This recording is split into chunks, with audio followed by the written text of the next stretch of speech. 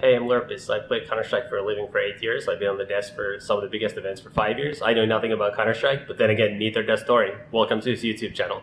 A while back, I made an article which was my top 20 best players never to win a major list. And since this was a while ago, for example, it had Zeus on, who later on went on to win with Gambit. There was a surprising amount of names on this list, which, you know what, they weren't the superstar players. Sure, you had the new school superstar players, the Simples, the Nikos, who haven't won their majors yet. But you know what, most of the all-time great players, Shocks, Kenny S, Get Right, Forrest, Coldzera, they've won their majors. So actually, superstars did very well. They weren't on the list generally, or they were the more flawed superstars, the Screams of the world, who have their flaws to their playing style, can't fit into every team. Rain, his flaws comes from Norway, so you can't just play in a Norwegian team and make it to the top. You know, there's reasons as to why some of these other names are on the list that made sense, or just everyone who was in Na'Vi at the time, the all-time great Na'Vi line with Guardian and Flamey, etc., who just famously got all those second places, including at majors. So when I looked, I was shocked. Not really, but it was shocking. It was startling how many great in-game leaders were on this list, populating a list of greatest players to never win a major. And so I started thinking even more generally, this is the role in Counter-Strike that is the most hard done by in almost every respect. Like, you go and look at something like the major, that's the ultimate goal if you're an in-game leader, if you're a player of any kind, is to win the major. A lot of those major winning in-game leaders were not the best in-game leader in any context at that period of time. Think about some of the people who've won the major.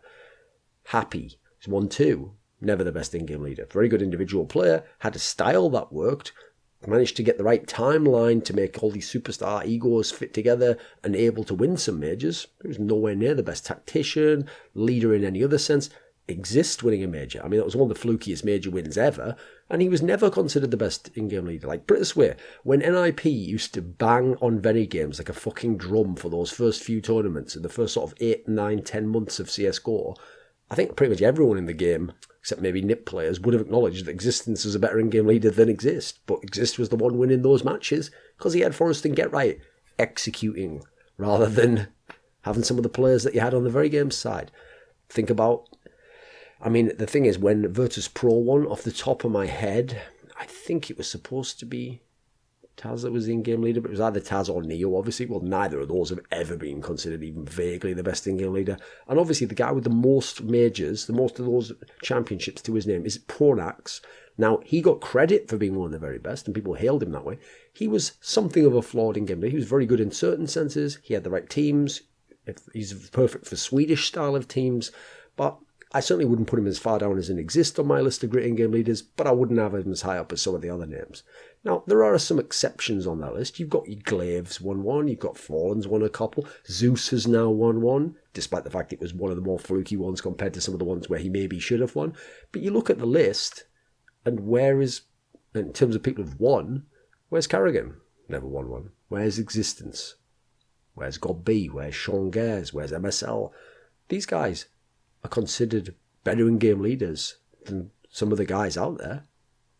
Where are their championships? In fact, some of these players, you notice of that list I gave there, have a lot less championships than some of the guys who weren't as good in-game leaders, but who played in amazing teams, had teams that didn't run a very tactical style.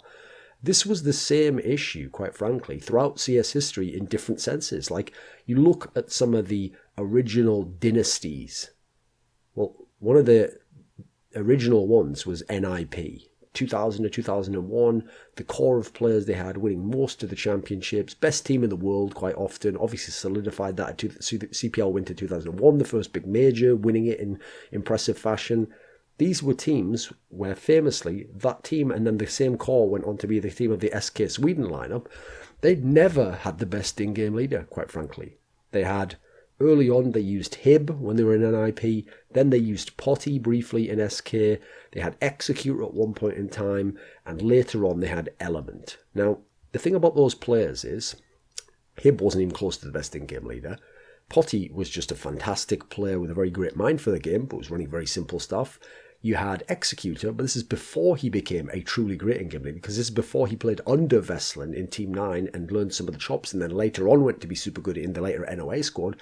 They had Element at a time where he wasn't even considered as good an in-game leader as Executor, who he'd played with in NOA, Eolithic, and in Eolithic it was Executor as the in-game leader, not Element. Element just had a great sense for the game and could read the game and make like mid-round type calls, or call what was going to happen before a round happened, but he won with that SK team because they were a powerhouse. They had all the mad skilled aimers. During this period of time, you had teams like the Westerlund teams of Esports United, Team 9. Now, these squads, much better tactical teams, better in-game leader in terms of tactics, on understanding of the game, designing a system, bringing up young talent. But you know what? SK and the NIP teams were just stacking superstar players together, running a simple enough system with some elements of tactics, and they were just winning the championships. They were just loading them up. Whereas the Western teams, they won a couple, and they didn't win that many overall, and far behind. You think of someone like Ave. Ave is maybe the best tactician ever in Counter-Strike. And this guy had 1 year where he was really good. And even in that year, they didn't win like 10 championships. They won like 4. In his whole career, you look at the number of big tournaments. If you start looking at top 4s and finals, this guy has some fucking bag loads of them. He's truly incredible. His ability to grind, always get his team deep. Think of the current Astralis team. They might not always win, but they're always going to be top 4. They're always going to be in the final. He didn't win as many championships, though. That's the thing. There's many players. Khan, Zeus won many more championships in terms of the big level competitions. You think of it, many of the greatest in-game leaders of all time, let's just look at CSGO for a moment. They are the leaders of what ended up being failed eras. You look at very games with existence, couldn't quite solidify that era in 2014. TSM 2015, winning all those tournaments early on, 3 tournaments in a row, winning like most of the best of 3s against the dominant Fnatic team. Couldn't get the major though, could they? The Astralis team with Kirby. If they were able to win E-League Season 2, if they were able to win Star Series, hey, they'd be looking at something like an era. They had the major in the middle of it. They would have had all those championships. They wouldn't have had any true rival overall, but they didn't get it done, did they? No matter how good they were, and they were fucking amazing. Now, interestingly enough, there's a lot of factors at play here. Like, first of all, stop with looking at in-game leaders and look at generally who wins the championships. The threads that go through the big championships, beyond like support players who just have managed to stay in the team, tend to be the very best superstar players in all of Counter-Strike. They tend to have their championships, as I alluded to before. It's rare that you have someone like a Guardian who's been so good and doesn't have a major to his name, doesn't have that many championship trophies in his cabinet, many 250k ones. He's won a few the last years, but he had a very barren period for the first few, despite being an amazing player. Generally, those superstar players, part of why they have the championships is because they are in the ideal position to be the power behind a potential world championship winning squad. So since they individually can create such massive and exploitable, reliably exploitable mismatches against whoever's facing them one-on-one or at a specific position or carry for carry, these are the people, ideally, that you're going to build around and go on to win championships. And the problem is, those types of players, typically in history, tend to want to play very individualistically. They want to be able to get their numbers, get what they want done, and other people have to fit around them. Now, that doesn't tend to fit into, either literally fit into a tactical in-game leader system, or in terms of philosophy, and therefore tactical in-game leaders, as you've seen with an MSL in North. They might let go players like a Config. They might let some of these Magus, some of these very wild, very skilled players go, but because they don't quite fit what he wants out of his system, or they can't do exactly what he wants, or they want a little bit more freedom, that's when he's going to let them go. So as a result, you don't always get the superstar, amazing best player in the world with the best in-game leader paired, which presumably would help the in-game leaders have a few more championships and not so many of them be on kind of the tragic list, as it were. Then you've got to look at in-game leaders also tend to want to use your strengths, but not give you unlimited freedom, whereas a lot of superstar players want freedom to have autonomy and say, hey, I want to say what I do here.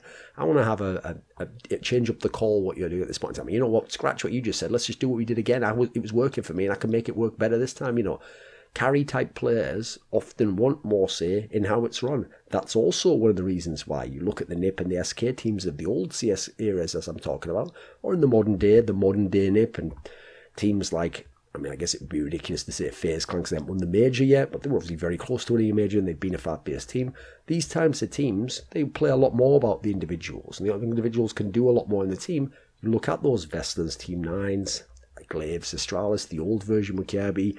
It's a very structured team. There's a lot of, you do this, he does that. If we lose, you can't change up what you were doing. You got to do your part, and you just got to hope that it works and trust the system. That's tough. Whereas if you just say, hey, Shocks, take this round as slow as you want, as fast as you want, do what you want, just do something genius. Oh, you were able to do that? Well, no pressure, but you did it anyway because we gave you such space to. So it's a very tricky scenario. Then you've got to consider, yes, tactical in-game leaders, the great in-game leaders tend to run a system. And when you run a system, it is more about execution and how well you execute than it is about hitting headshots. And so as a result, those types of in-game leaders tend to do best with their system with players who fit their system, not just really good players. So they will sometimes pick a player, as you saw with MSL picking AZ and letting a config go. He feels like AZ fits his system, does his job, does everything he needs from him, maybe even excels in some area that we undervalue that isn't about fragging. Then he looks at another player and he says, oh, actually, this guy has a lot of talent, but he can't do what I want, or he doesn't want to do what I want, or he doesn't have the right mentality for us. So you don't always get the in-game leaders with the superstars. They can even, actually, funnily enough, in-game leaders having amazing systems, I actually think sometimes makes them victims of their own success and holds them back, because I think their best in-game leaders are always able to grind out rounds, grind out games and get to a third map when they had really no business to and should have got beaten 2-0, or they can get one stage further in a tournament, they can get to a semi when they should have probably gone out in the quarterfinals by all rights, by like the form of some of their players who they were playing against. And so being so good with your system and your tactical style and the players you've got, it makes your team look a little bit better than it actually is. It makes your team seem like they had a better chance of winning than they did, when a lot of it came from you. And just as you can have Shocks carry the G2 in 2016 without having a good team, you can have an in-game leader carry a team by being this great brain, as you've seen from Gob B and some of his teams, even if the team itself doesn't really have any business going deep in big international tournaments. I mean, we've seen this in sports. I mean, I think a great example would be in the 2000s in the NBA. There were these cores, the Pistons core, so we're talking 2004 onwards, until like 2008. We're talking the Pacers core. So let's talk about the first, let's say, 6 or 7 years in the NBA. Now, both of these squads were two of the deepest squads in the game. They were two of the best squads in terms of like their starting five, like the level of overall skill level, but skill set as well, and how well they played together. They were really, really good teams. Only one of them got a championship, and that was when one of the key players for the other team, not the star, was injured, and there were some other factors at play there. These teams, the Pacers never got a championship. They got to 1 finals. The Pistons got to 2 finals and got 1 championship. They should probably have won 2 there, but Rob already got a lot of shots. They were so many times in the conference finals, though, the Pistons. They were so many times going deep, the Pacers. That's why they didn't make the key roster move. But you look at those squads, really good basketball squads. You say to the GM of that team, you did a fucking bang-up job. You killed it. Problem is, you look at those squads, where's like the superstar top 3 player in the NBA who, if you need that one game in the finals or in a big playoff match, he just takes over and wins the game for you with 35 points. It's all the clutch shot. They didn't have one. They didn't have that player. And that's one of the problems. That's why superstar players often tend to get the championships. The problem for a superstar is he can take over the game and win it sometimes anytime he wants to, but he can't do it every time he wants to. You see, that's the distinction. So the great thing about a superstar is sometimes he'll win you a game you couldn't have won otherwise. But he then needs the team around him to get him to the point where he can then have that one game and win it. Sometimes the in-game leader system gets them to all the games they want. Then they don't have the one person who go off because it's about winning with the system. And so the system takes you as far as it can, and then it can't take you any further because that's as far as it can take you against this opponent with this set of players and in this particular moment or meta. So then you've got to consider the way we think about in-game leaders is kind of tricky as well. This is something I ask myself about a lot, because clearly you can win in the game of Counter-Strike, both for Counter-Strike 1.6 and CSGO. You can win championships, you can be one of the best teams ever, and you can be amazing as a squad without having the best in-game leader or even approaching the best in-game leader. It's one of the actual very weird elements, because we think tactics are so important. We think strategical thinking is incredible, being able to read the meta, but we see so many teams that were mainly about the superstars, and the in-game leader just fit that style, or he just did his job, but he wasn't the best. And it kind of makes you wonder how much brain or how much brain power is there? How much is demanded in a game like Counter-Strike? Is it a lot about headshots? Is it a lot about taking duels, about exploiting matchups and someone carrying the game? You don't want to say it is, because it makes it feel like reductive and it's actually not that intelligent a game. I think personally there's a wide spectrum and you can go many different ways on this, and for some people it is and for some people it isn't. So actually, that's one of my problems, because when we then judge in-game leaders and we talk about the great in-game leaders, the best in-game leaders, we're nearly always talking about strength as a tactician, ability to read the tactics, to design the tactics, to call the right players, to make sure those players are executed with the correct verbal commands. Problem is, though, that's not always what's most important to winning championships. This is not chess. It's not just strategical. It's not some turn-based game. There's an element of, while you're playing this game that has strategical elements like a chess, it's like the pieces have autonomy and different skill levels, and they can go against each other, and one can outperform the other one even when he's slightly better. All sorts of crazy. There's lock elements involved in it, things like flashbangs you can't anticipate. So, yeah, it's tough. Then, when in-game leaders do win, we often also make the mistake of just assuming they were the best in-game leader, and that they were the best at their job, and that the fact that they have won, some mad circular logic, then justifies that they were the best. So, I mean, obvious examples of this in the past for me are Happy and Pronax. Like, I do think between the two, Pronax is a much better in-game leader, more of a traditional in-game leader. The problem is, Happy wasn't even close to the best in-game leader in any context. You look at the best fragging in-game leader, okay, I guess you give him that one, right? Then you look at someone like Pronax, I've already mentioned before. Pronax fit his teams, he had the right players. I think you saw later on why he struggled so much. I don't think he just got 10 times worse. I think he did get a bit worse, but I think he also just couldn't make that style work with worse players in the lineup overall. I mean, put it this way, who actually thinks that because Cloud9 won the major, Tariq is one of the all-time great in-game leaders, just as an in-game leader? Not talking about accomplishments, just as an in-game leader, he's one of the best. I don't think anyone would have even had in top 10 in-game leader even when he won the major. It's quite clear that isn't what it's about, but sometimes people do that when it's a Pronax, a Happy, etc., some of the other names on that list.